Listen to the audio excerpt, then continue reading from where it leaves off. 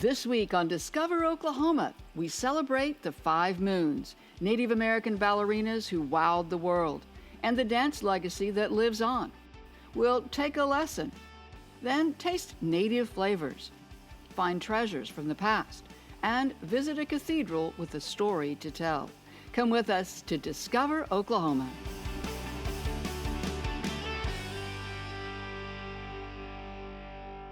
Hi, and welcome to Discover Oklahoma. I'm Dino Lalli. This week we are exploring the legacy of the famous 5 Moons of Oklahoma. 5 world-renowned ballerinas, all born in our state, all of American Indian ancestry, who each made a tremendous impact on shaping ballet in America during the 20th century, according to the School of American Ballet. We'll start with Yvonne Chateau, who grew up in Veneta and after an international ballet career came back to Oklahoma, where she and her husband started the first fully accredited ballet program at the University of Oklahoma. Yvonne Chateau also founded what is now known as the Oklahoma City Ballet, which is where we are today. This is one of the most beautiful ballet facilities anywhere, and it brings in dancers from around the world. Right now, the main company is rehearsing for their next production. 4, 5, 6, 7, 8, 9, 10. You can experience Oklahoma City Ballet during its world-class performances each season at the Oklahoma City Civic Center. Or you can put on your own dancing shoes and come take a lesson, as our Augustus Cook did with videographer Chris Cook in tow. Ballet is not something I've ever thought about doing, but as an athlete, I know it's a great full-body workout, so why not? A little more metatarsal out, yes! Especially when you can take an adult class with an American Ballet Theater certified instructor and former professional dancer like Makara Pinto at a school founded by the legendary Yvonne Chateau.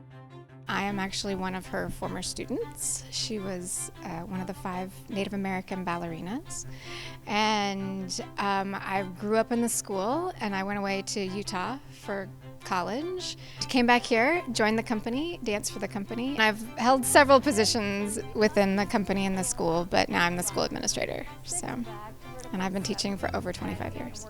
The School for Young Dancers brings students in from all over the world. And then we have the day program, where they dance during the day, take classes at night. And then we have our evening program, which goes all the way from 3-year-olds all the way to 18. And they only dance in the evening and on Saturday. On the other end of the spectrum are the Golden Swans, for dancers over 50. All the fun and exercise without the leaping. For adults like me, there are several levels of classes. We have the beginner ballet, we have an intermediate ballet, and we have an advanced ballet. And we also have an intro to ballet, which you just missed, which would have been perfect. So what do you know about ballet? I know this. You know first position. Yes. And then you do, fantastic. like, So do you know how you got to that? Like, I rotated my feet outwards. All right, let's talk about that for a second. Uh-oh. That's how it always goes for me. I just end up jumping into things, but at least to start with, I'll keep my feet on the ground. And 6, keeping the chest up. 7, breathing. 8, thank you. Push to releve. It's hard not to feel like a bit of a Brush and klutz when you start. Brush and no. No? Brush and push, not cowboy. Gotcha. Plie, push, push. Yes! Lovely, lovely. But I can immediately see that with the help of the great teachers at the OKC Ballet and a very supportive class, you can improve quickly. And along with the fun, there are also great dividends. A lot of people who sit at office desks, the muscles in their hips will actually start to shorten, and that can really decrease mobility. So when you get older, that's what's going to stop you from being able to move around as fluidly as, say, a young person. So coming to ballet, there's a lot of hip opening, there's a lot of hip stretching, and so it helps increase mobility. Your body is what's going to carry you through, and ballet is a great way to take care of it. You condition it, you can stretch, strengthen, and it just It's a way of teaching your body another language that isn't just sitting on the couch or just taking a walk. It's something that you can use to also express yourself, even if that is just in your bedroom dancing to your favorite song. So it's fun. You sweat, you're happy, it's an extreme sport, and it's beautiful, and there's music. It's the best thing in the world, and I think you should come back, because you're very good. We were so impressed. We were standing there, look at this turnout. You've got a great turnout. That's good to hear. Maybe it makes up for the really bad jetés. At OKC Ballet with my 2 left feet, I'm Augustus Cook for Discover Oklahoma. Let's turn to the other side. Here we go. Brush. Find everything you need to know about attending a world-class ballet event or taking a class at travelok.com/OKC Ballet. The Oklahoma City Ballet is not the only ballet program in our state founded by one of the 5 Moons ballerinas. The Tulsa Ballet was also. Marceline Larkin was born in Miami, Oklahoma, to a Russian mother and an Eastern Shawnee Peoria father. Marceline and her Russian husband were international stars, but eventually moved back to Oklahoma to found the Tulsa Ballet. The Tulsa Ballet season opens this month with a performance of Jack and the Beanstalk, followed by Don Quixote. Find out more at travelok.com/Tulsa Ballet. Coming up, we'll head to the town of Pawhuska, home of 2 more of the 5 Moon ballerinas, and visit a cathedral where the stained glass has quite a story to tell. Then we'll taste the fare inspired by our state's Native American heritage and the first American museum restaurant called 39. Then we'll go antiquing in Purcell. Discover Oklahoma will be right back. You in? Could be fun.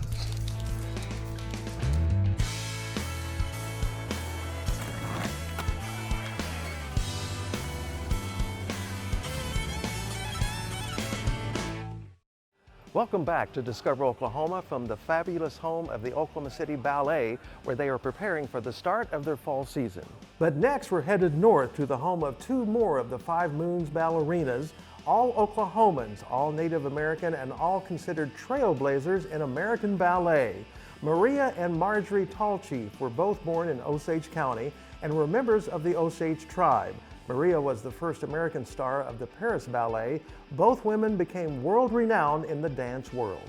But that is just a small part of the fascinating history of Osage County and the town of Pawhuska, where videographer Brian Boone and I visited the magnificent Cathedral of the Osage, a grand structure with such a tale to tell. This church is like a living history lesson.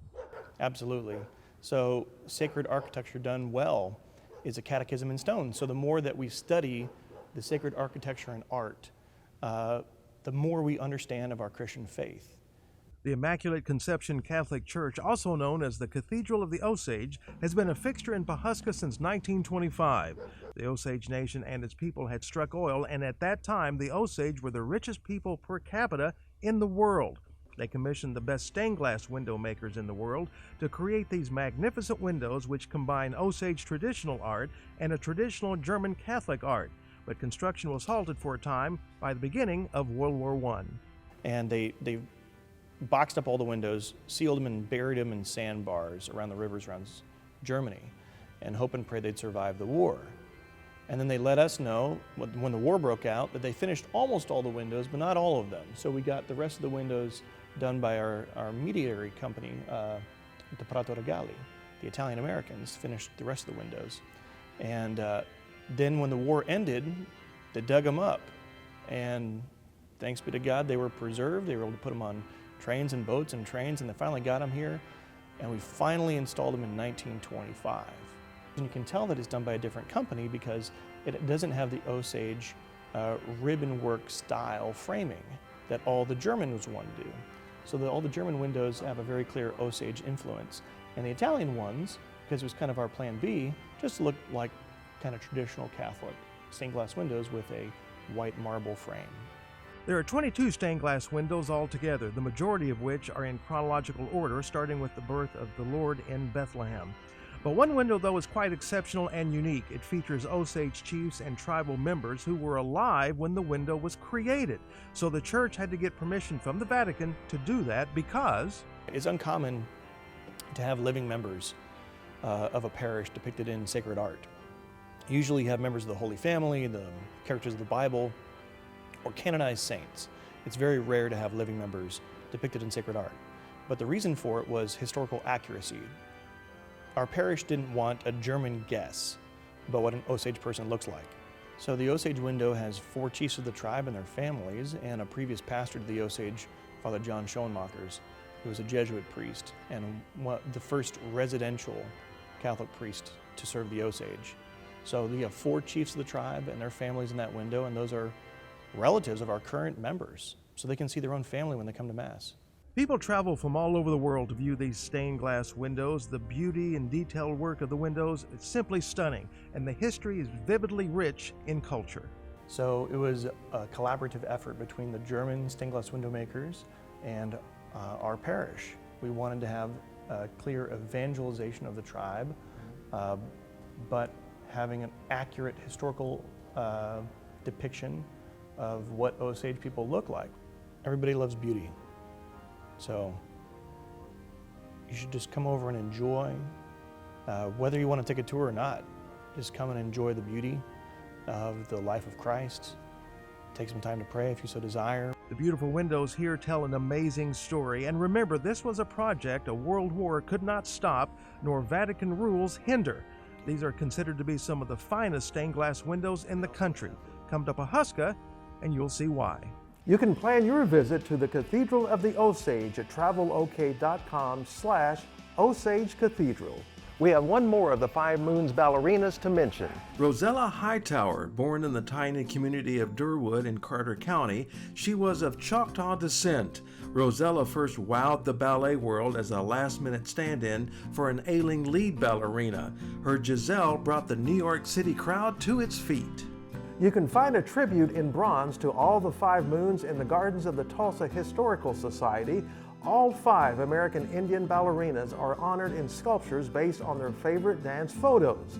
Admission to the grounds of the museum is free. You can learn more about the Tulsa Historical Society and all there is to see and do at travelok.com/Tulsa History. When we come back, 2 more Oklahoma tributes to the 5 Moons. Plus, a great place to shop for antiques all day long. Then a tantalizing taste at the First American Museum's Restaurant 39. We'll be right back. Blue skies smiling at me, talking about blue skies, do I see? Welcome back to Discover Oklahoma from the beautiful home of the Oklahoma City Ballet. The swords are out right now because the main company is rehearsing for their upcoming production of Stephen Mills' Hamlet, and the performances will be October 27th through the 29th at the Civic Center Music Hall. Both Oklahoma City and Tulsa ballets were founded by members of the elite Native American ballerinas from our state, known as the 5 Moons. You can best see this artistic tribute to them painted by Oklahoma artist Mike Larson in the rotunda of the state capitol. It's just one of hundreds of art pieces decorating our newly renovated State House. It is well worth a visit. So let me make a point about our next story because Purcell is worth a visit, especially if you're looking for antiques. Videographer Brian Boone and I found the motherlode of antique shops. Purcell may be a small town, but it is here you can find big treasures. And I think it's a big draw to have these antique stores. They all work well together. We want more actually, if anybody wants to open an antique store. Because the more you have, I feel like it makes it worth a day trip for people to come spend the day. The shops we will visit today in many ways hold the stories of generations past. One can find hidden treasures in all of them. Stepping into the timeless world of Butler's Antiques is where history meets nostalgia. Open for 37 years, they offer something for every curious explorer and shopper. We have a little bit of a lot of things. We don't really specialize in anything. We sell a lot of books. We have a lot of old books. We sell a lot of linens, pot holders, hankies, aprons, dresser scarves, crochet. Really? Yes, we sell a lot of those things.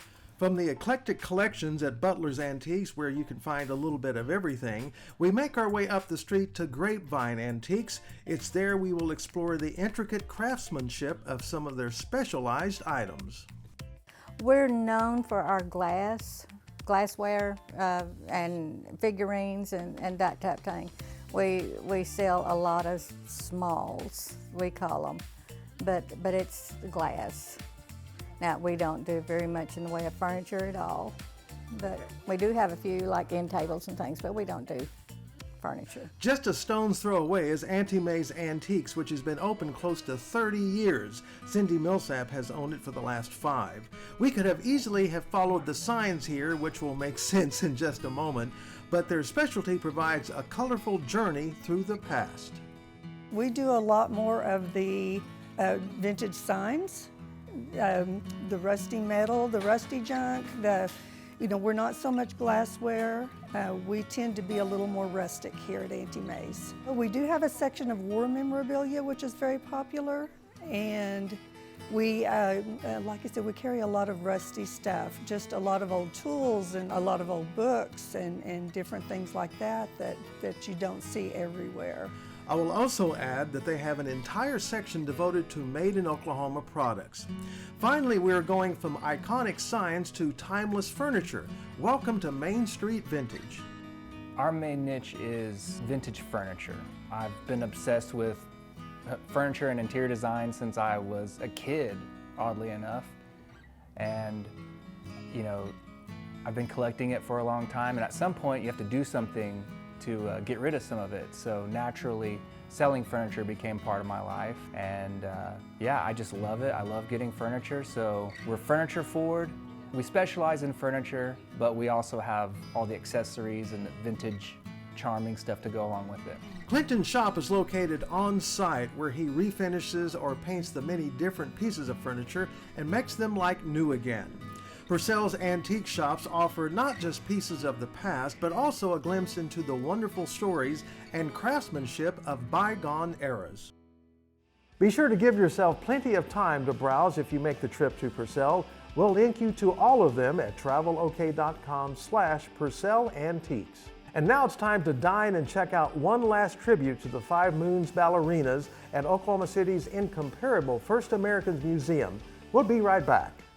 Make a date with the great outdoors with the Oklahoma State Parks app. Explore trails, discover events, get deals, book lodging, campsites, and more.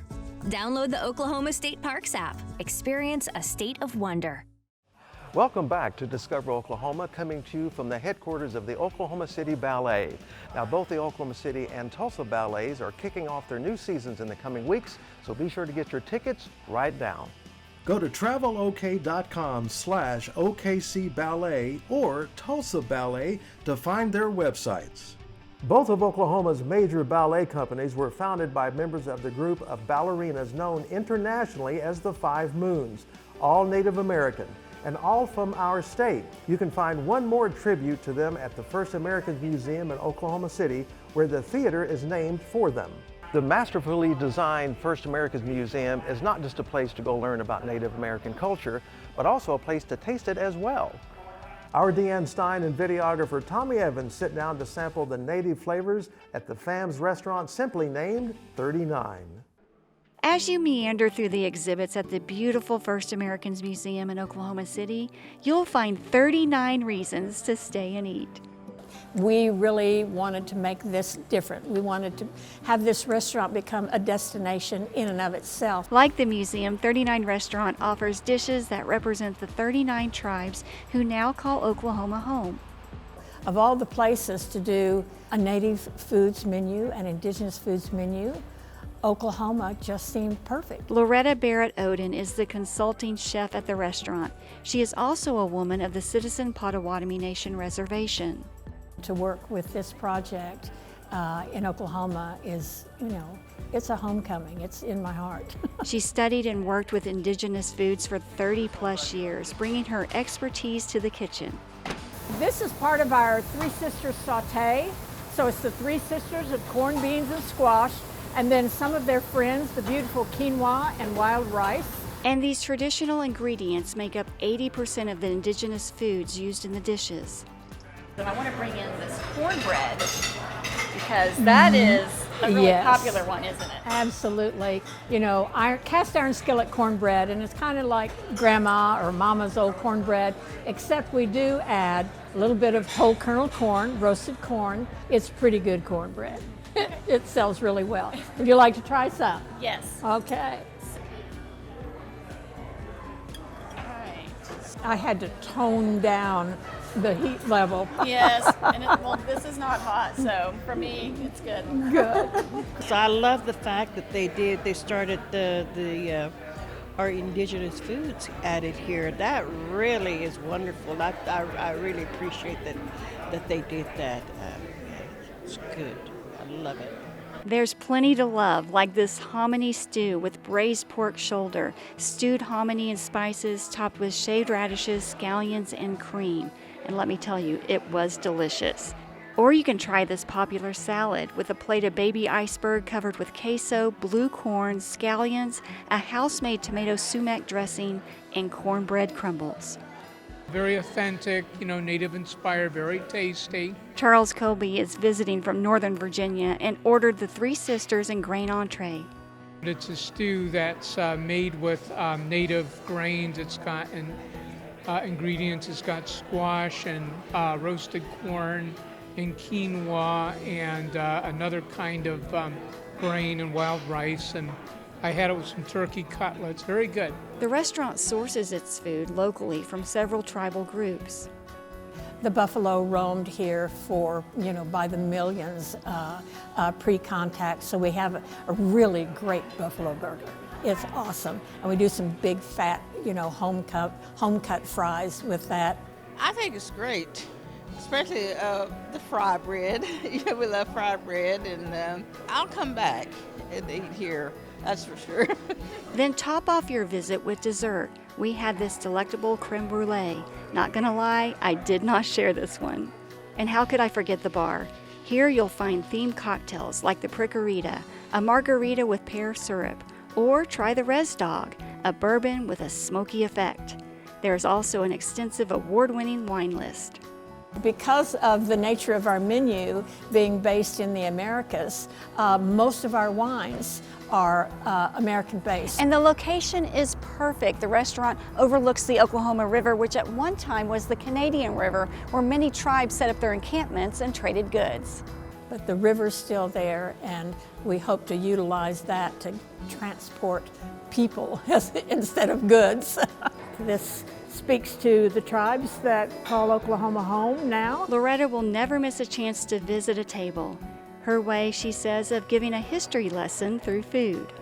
And it's the one thing that we all have in common is we all need food, we all need the nourishment, and to gather around the table, that's really a great way of getting to know one another. At 39 Restaurant inside the First Americans Museum in Oklahoma City, I'm Deanne Stein for Discover Oklahoma. The First Americans Museum and its 39 Restaurant are just east of downtown Oklahoma City along the Oklahoma River. Find their website at travelok.com/39. We want to thank the wonderful people here at Oklahoma City Ballet for hosting the show this week. Be sure to check out their fall season. Just go to travelok.com/OKC Ballet. So until next time, remember, there's always something graceful to discover in Oklahoma.